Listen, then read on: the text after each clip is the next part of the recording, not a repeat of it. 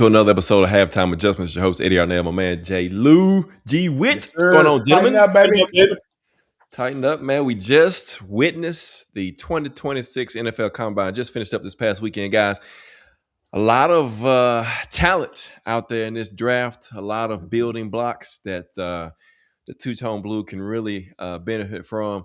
And so I'm going to start this way for this episode. Does the Combine now change your draft thought? And I'm going to hit you later, Jay Lou, because I know you got a good explanation. You the GM of the crew. G. Witt, does the Combine change your mind about who the Titans take it for? Yeah, I would say it did, because I was really, like we've been talking about throughout the entirety of the offseason, I was thinking defense all the way at 4 if we pick at 4. But after seeing Jeremiah Love, man, I'm like, if we have that running back, that's gonna make a big difference in the offense. So, if he's there at 4, I say take him. If you don't think you're gonna get him at 4, if you think somebody's gonna take him before that, trade back. And I think you can pick up a good defender or pick a defender at 4. But Jeremiah Love, to me, looks too good to pass up. Jay Lou, what says you, man? Yeah, it changes my opinion, but it's different than what G. Witt just said. I like Jeremiah Love. He arguably proved that he's probably the best football player in this draft, at least on the offensive side of the ball. Yeah. But just seeing some talent, I think the Titans, given what this draft class presents and the needs they present, I am almost sold on team trade back. And when you trade back, I wouldn't be surprised. I wouldn't be upset if they took a linebacker. I like Sonny Styles. Oh, yeah. I like him. Like, I think there's a couple of let me caution. The only position I would question, and this is going to sound crazy, the only position I would question taking in the first round right now, especially if you stay within the top 10, is probably wide receiver. Yeah. Because none of them really jumped out like they should be that alpha dog at number 1. So that's the only one I'd be cautious at. But Jeremiah Love at 4, I'm good with. I'm good with Ruben Bain at 4. I'm good with David Bailey. I'm good with Sonny Styles, Arvell Reese. Like, there's a lot of Caleb Downs. There's a lot of talent that I think you can have your pick of the litter at 4. But if you're asking my opinion after the Combine today, I want them to trade back within the top 8 at least still. I still think you're going to get a blue chipper that's a plug and play on day 1, as well as picking up another second round, because as you mentioned at the top, there's a lot of building blocks. And the more you can have in that second, third round, especially some of those top picks, I think you can get some quality day 1 starters in those rounds as well. Yeah. Yeah, and for me, I'm going to go Jeremiah Love. Now, I'm a big defensive guy. And y'all know that. And everybody that watches our show knows that. But you talking about, and G, what you mentioned, man, a talent that, I mean, this guy can do it all. He can line up in the slot. He can run routes. I mean, he can, come out of the backfield. He can run between the tackles. And it's hard to pass it up, knowing that, they want to build around Cam Ward and add weapons. I agree with you, J. Lou. The receivers, there's not really one that's really sticking out. Everybody says Jordan Tyson. Yeah, he's got some injury issues with hamstrings. And gee, which you know how that is, man. You bringing these hamstring guys in. That's tough to consider him and everybody's saying he's a first round pick. Now, on the defensive side of the ball, though, man, you got so many dogs. There's so many dogs. I don't think you go wrong with any of those guys at 4. I really don't. It just depends on what comes ahead of you. Vegas. Yeah. We know Vegas is going to take a quarterback, we think, right? Yeah. The Jets released Justin Fields. Could they be in play for Kyler Murray? So that's not a quarterback situation. The Cardinals, yeah, okay. So, we have at 4, as it stands now, we have the pick of the litter.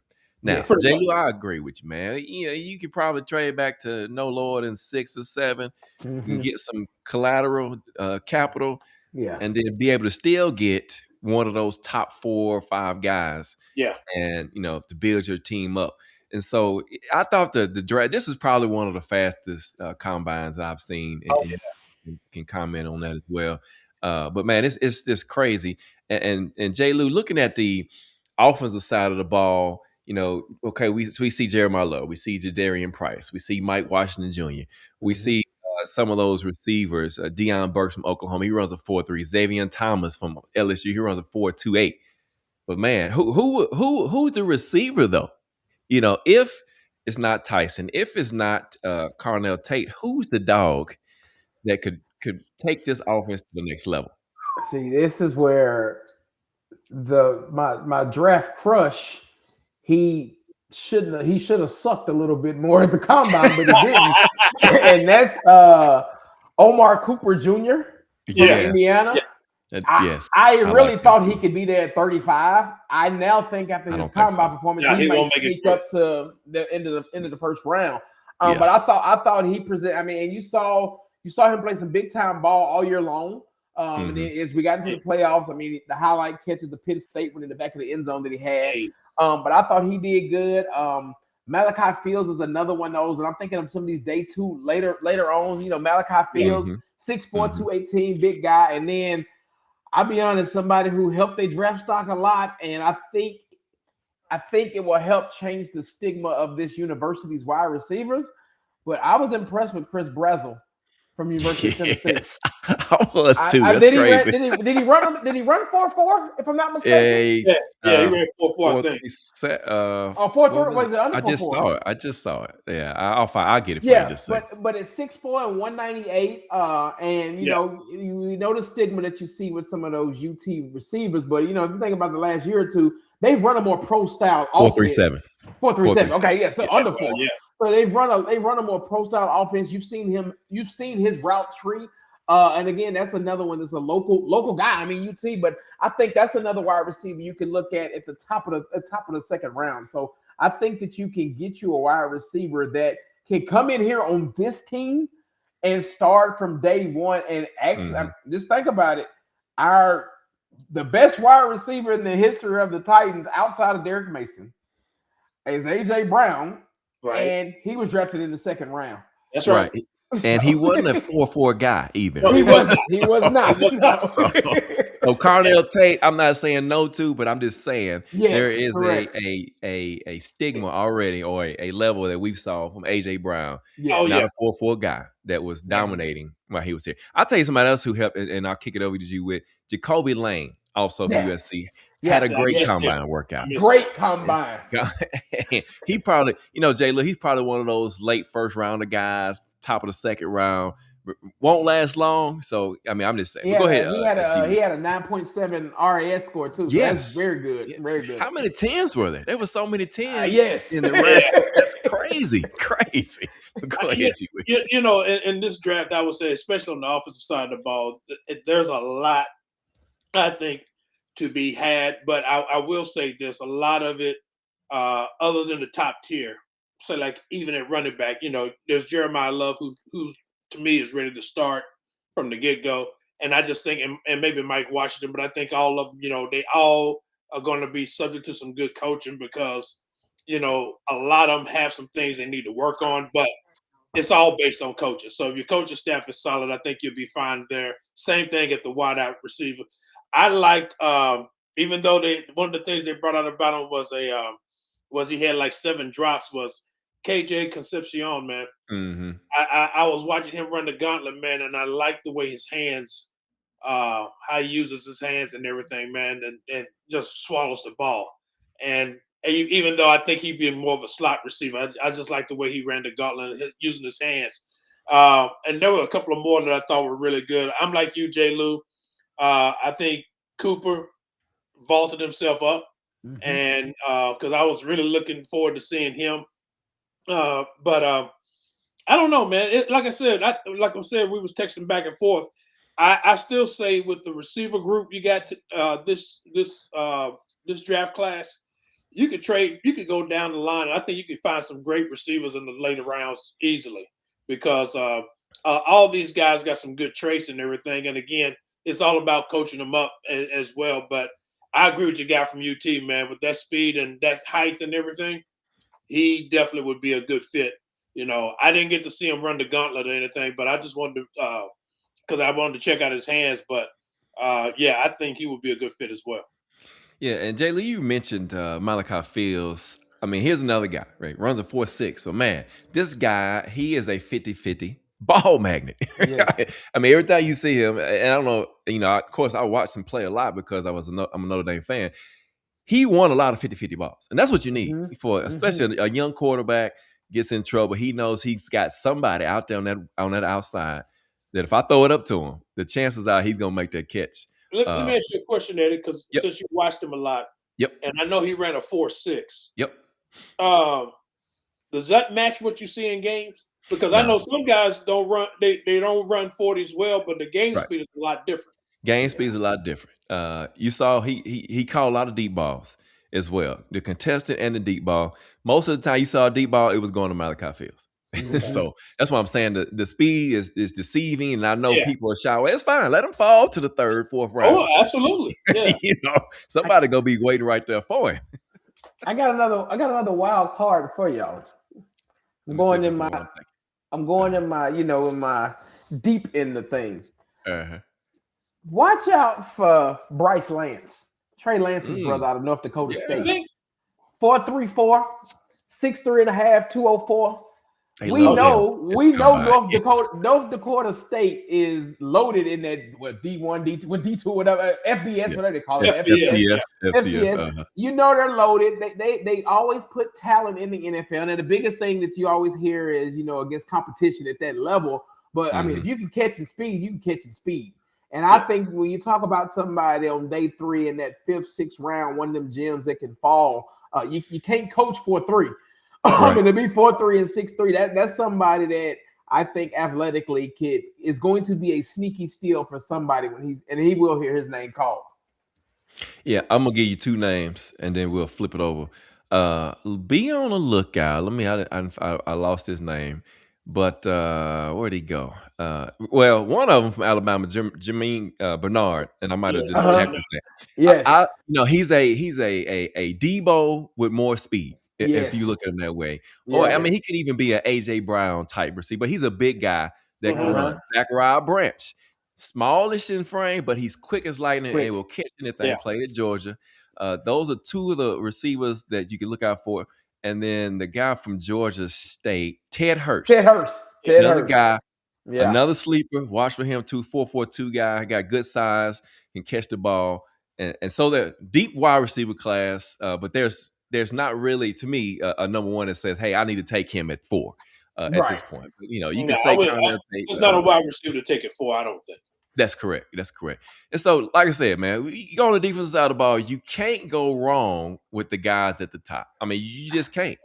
Avery Reese, David Bailey, Bain, you just can't go wrong with any of those. But is there a preference, G-Wit, on any one of those guys? If you say, hey, they're going to stick it 4, they're going to go edge, they're going to go defense, get this defense in front, ferocious like we want it, is there one that you would prefer over the other?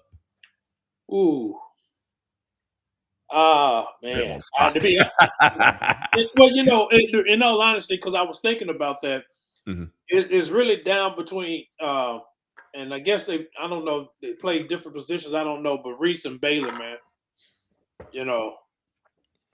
one of those 2. You could take it 4, and I don't think you go wrong because I just look at both of them like, good Lord. Again, you can't, like you said, those guys you named, Reese, Bailey, you can't, Bain, you can't go wrong with any of them, man. Yeah. I think at 4, it depends on how your defense is going to run. Bain is probably the one that I think will probably need some a little bit more work because he's out. I say either Reese or Bailey, man. Let me just quit stuttering. So, and I would say this, and then I'm gonna kick it over to you, J. Lou. If there is a huge difference, and scheme wise, and you all heard him say it, I know you did because I heard him say it too, and I was like, that makes sense. If you're talking about a player that can kick inside and rush, and I'm lagging, I see it. It's Bain. Yeah. If you're talking about a guy that can line up a 3 technique, can line up at a 5, even a wide 9, you're talking about Bain. Now, I'm not saying Bailey can't play inside, but if you look at the where he plays, and you heard Salah said the other day. I mean, it's obvious, but go ahead, Taylor. Yeah, now so if you're asking me if we stick and pick defense, I'm going Bane, Sonny Styles, Reese, then Bailey would be fourth if I had my pick of those four being on there. And Sonny Styles is high. So Sonny Styles is high. His comp is Fred Warner. Yeah, it is. I mean, and I know you don't take a linebacker. It's crazy to take a line. That's not a premium spot. That's not a pass rusher, etc.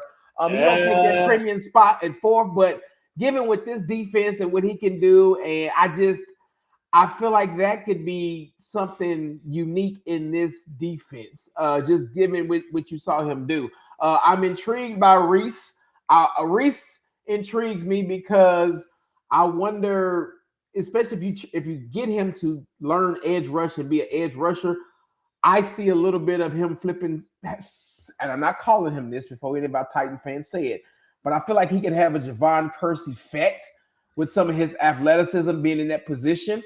Bailey, I feel like Bailey, and again, I'm not taking nothing away from Bailey, but I think with this defense, what you're trying to build, Bailey to me is an assassin because right now he'd be somebody who, I mean, we see he's light the tail a little bit. He's not really good against the run per se and can't kick inside. So you're really putting him on the field to be a speed rusher, a DN, and go get the quarterback. He's a specialist. He's a specialist. He is a specialist. And then, like, as you said, Bang can kick inside and do all that. I'll have a better selection for you on the next show we do that'll be after free agency because I think a couple of the moves that they make on defensive line, if you read the tea leaves, 100% agree. If they make some of the moves they make, Bailey would jump up to the top of my list because I think then you would need a specialist because you would have a handful of guys that can do the other ones that you might sign. And you gotta remember, we've texted about this as well. Sailor loves Femi. And I'm not saying Femi's the answer, but if you listen to him talk and how they evaluated him in the draft last year, he's long, he's physical. We saw him against the run setting the edge, and he did a great job. Yeah, he did a great job. Well. Yes, and so keep that in mind, and that might affect J. Lou, to your point, that hierarchy of the draft, right? Because if they think they got something in Femi that can bring the edge like they want, and then in free agency, you already got Jermaine Johnson, you add Franklin Myers on the inside, you might get a Sonny Styles. Yes. You might get a Sonny Styles. You just never know. Yeah. And so my pick, it's so tough. I was telling y'all, man, it's so tough for me because all these guys are beasts on the defense side of the ball up front. Yeah. But I would probably go Reese because, and I never thought about the Javon Curse effect, Jay, like you just said, but that makes sense. But we know he can also drop in coverage. Yes. How many times have we saw Harold Landis drop in coverage, and that wasn't his specialty? At all. This guy can play. He can drop in coverage. He can put his hand in the dirt. He can play inside the box. He checks a lot of the boxes for me. And so if they hit on that defensive front, that line, like the potential's there, then I could see a linebacker being added right there. And I mean, G. Witt, how many years, me and you sit up there together, and J. Lou sits down there closer to the field because, he's big dog like that. But how many times, G. Witt, have we said, man, we need some faster speed at linebacker? G. Witt said all the time. I say it every year. And it never seems to happen. But, and I will say with this crop of linebackers coming out right now, that would be one of the biggest advantages about it, just having the overall speed at the LB position because we just slow at linebacker, and that drives me crazy every year. So, that would be the start of something different. And, Sailor, I think that's one of his key points. He wants fast linebackers. So, I think you could find that in this draft pretty quickly. So, and they could come in. And again, let's remember the beauty part about it is that Sailor's good with coaching people up, as we saw with what he did in San Francisco. So that's why I say you can't go wrong with any of them. because Sailor is good putting people in position to play their best. And I just think that with the coaching staff we have between him and Gus Bradley, I just think we might be in pretty good shape. If they can they're going to look for speed though, because when Gus Bradley was coaching, I think what was it in Seattle? Speed all the way around. You know, the only problem they were just like the tail feathers, so you could run on them. But that's what they're going to be looking for is more speed at linebacker. You know, Jay Lewis, I look at the DBs because, you know, we talked about the front, we talked about the linebackers, the second tier of the defensive front. Secondary, man, I really, really like it. And I don't know if you guys saw, but Chris Johnson from San Diego State, he's an interesting DB. He's fast, but they kept harping on him loving to stick his face in the football. Yes. And that is what Sailor was preaching here the last few weeks, guys. They want people that's going to want to hit and tackle. Yep. And you saw that at San Francisco in this past season, just to say the least. Yeah. No, that was. I mean, you read my notes because that was one of my guys that was a steal.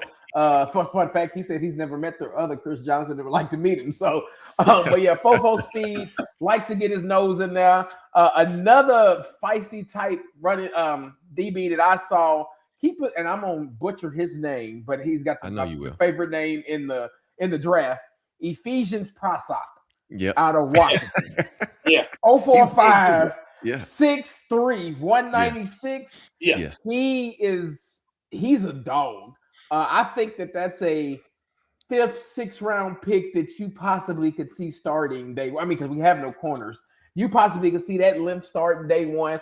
Jalen Kilgore out of South Carolina from a safety position. Ran a 4'4", 6'1", 210. Another one, if you look for for that safety spot, because again, you don't kind of more like that big nickel, big safety.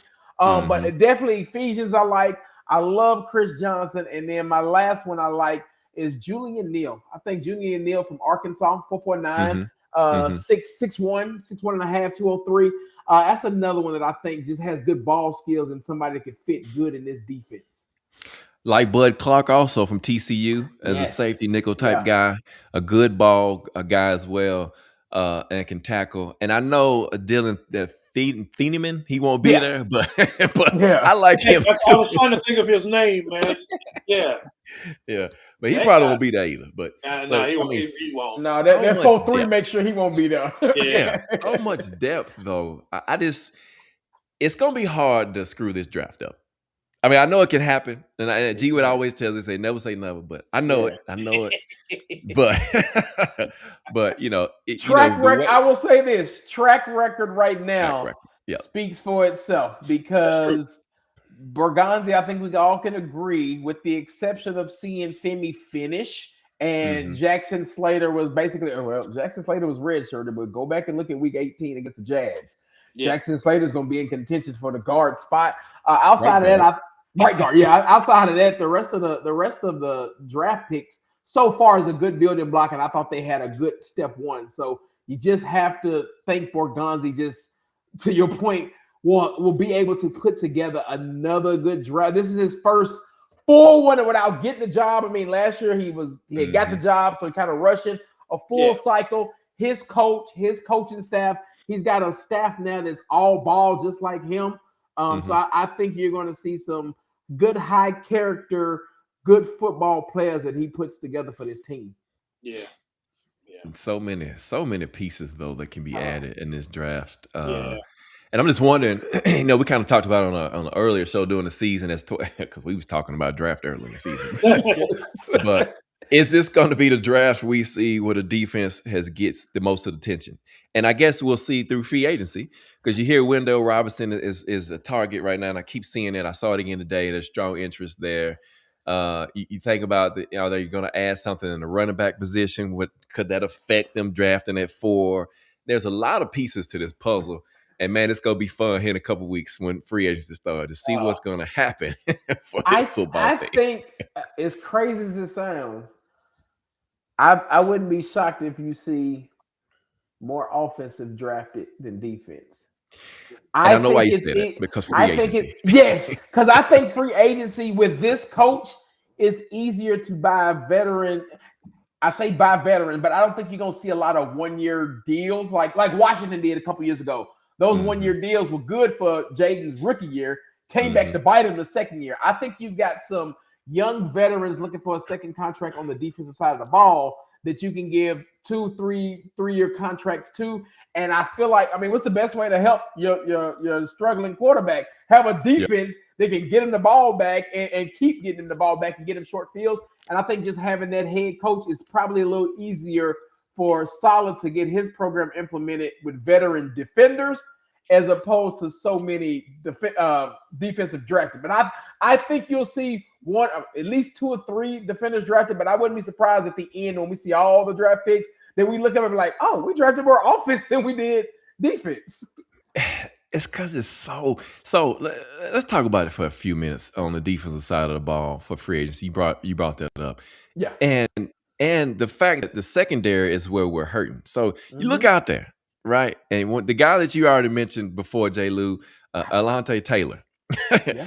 I mean, there's one, right? Yes. Either him or Rick Woolen. You know, you pull one of those guys, and you know, and I was reading something today, and I don't know if y'all saw this or not, but what if they work out a number where Snead stays and he's healthy?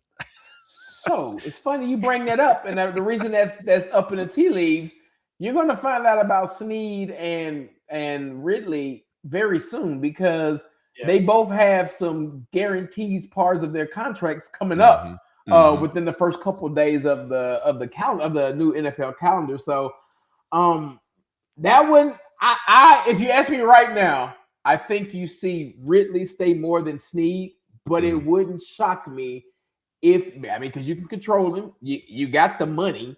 It wouldn't shock me if you saw Snead come back. I saw that as well too. But the reason you hear a lot of that talk now is because they both have some guarantees that come up in the first half of the season, the year rather, NFL year. Yeah, and you know, Alontae Taylor, his market value is $11 million right now. So, I mean, we'll see what happens. But there's so many holes to be filled. I like that thought though. That free agency is probably going to be where you get the defensive help. And we'll see more because that's all they talk about. It's surrounding Cam Ward with weapons. Yes.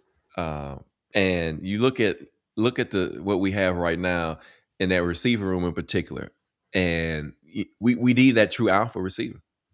Yeah, we've been asking for it. We've been talking about it for a while. And so, if by chance you can find one, then I would definitely see more of an offensive draft coming up. But thank y'all again, man, for tuning in. This is a recorded show, so check us out, man. We'll be putting out some more information on the next episode. Had time adjustments. We got free agency coming in a few weeks. We're definitely gonna jump on and talk about that, see what happens. You know, we already got one trade in the works with Jermaine Johnson and T. Sweat, which we didn't even mention that. And I'm gonna let G Witt finish us up with that because that's this guy, and then we'll sign off. But G Witt, man, how is the belly today? You had a few weeks to sit on it a little bit. Your thoughts, man, on the trade of T. Sweat, your boy, your guy. Well, no. I look at it from this standpoint. If your boy Johnson could come in healthy, it was a good move. Again, let's just be real about it. You know, as much as I like T. Sweat's potential, like I said, watching him at Texas and then watching him when he came in the league, I have to go with what scouting report we got from J. Lou mid-season last year about him. You just don't see enough out of him. So, again, it goes back to what you said earlier about Borgonzi and the whole staff. Everybody's got to be about all ball, and it doesn't seem like T. Sweat is all ball all the time. He can play. No ifs, ands, or buts about it. And truth be known, switching over to going over to the Jets and playing under Aaron Glenn, it might wake him up. But as far as him playing here, now I'm fine with that. I mean, like I said, as long as Johnson comes in pretty healthy, ready to play, I'm good. You know, Big Jeff needs some help on that line, that's for sure. No, he got his help coming. He's got Big Jeff coming. His name is John Franklin Myers. Yeah, he's coming. If you look at him, he looks like Big Jeff. He does. Go ahead, Ed. And that's the other thing too that you got to keep in mind as we think about the position of draft. Jermaine Johnson, Femi, John Franklin Myers. Where else do you need to add after that? Linebacker. Linebacker. Oh yeah. I'm just saying. I'm not. Don't be surprised if it's Sonny Styles Jr. at number 4 I or Avery I Reese. wouldn't hate it at all. It wouldn't bother me either one. I'd be honest with you. But my heart's with Love. But hey, I'll take any of them. So thank y'all, man. Go ahead. My thing with Love is, like I said, if you need a running back that's going to take a lot of pressure off of Cam, he's the one that can do it. Mm-hmm. No ifs, ands, or buts about it. And I know Dable. I remember it sounds like table. I gotta remember that. Dable. I know his offensive system is different from Shanahan, but you think about Love, you think about CMC and how Shanahan uses him as a Swiss Army knife. Yeah, he do all over the field. Yeah. I'm not comparing the two, of course, but man, you thinking about the same type of effort from him. Yeah, and that type of Bijan Robinson, the same way. Yeah, right. You think about those same Jahmyr Gibbs. You're thinking about those type of backs, and I think this is one that you don't get that generational running back like this. When's the last time a CMC beside Bijan Robinson? Those are the two, right? And you got Jahmyr Gibbs. Those are the three backs that are all around backs that everybody talks about. Now there's another tier of backs along those same lines, but those are the top ones though. Yeah. But go ahead, Jay Lee. You had something else? Oh no. I totally agree. Again, I'm fine with Love. I think you will. We'll find out. I'll have more tomorrow because tomorrow at 3:00 is one deadline, and I'm waiting on one team. If one team don't do something or they do something, then I think we're having a different conversation than running back next week when free agency kicks off. Well, I don't know, man, because well, I put it like this. I won't say that. I'll say this. I know Dable has learned his lesson from being with the Giants because his best year was when he had Saquon running the ball. Mm-hmm. So he's definitely going to be looking for a running back that can be able to carry the load and take some pressure off of Cam. And so, think about when even this last year with Scatterbo. Yeah. He was using him well until he got hurt. So he got hurt. He got hurt. Yeah. But that's the same. That's the thing. I know Dable wants a good running back. Yeah.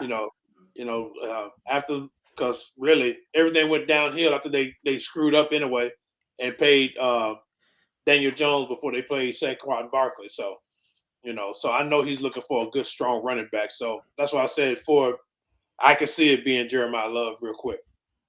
Yeah. Thank you for joining us, man. Check us out next time. We'll be back here in the next couple of weeks. We got free agency getting ready to start up. So a lot of news is going to happen. A lot of things going to shape up this roster, and we'll be able to see what it says about the draft for the 2026 Tennessee Titans. 8 on LG with J. Lou, halftime adjustment, man. We out here. Peace. Peace.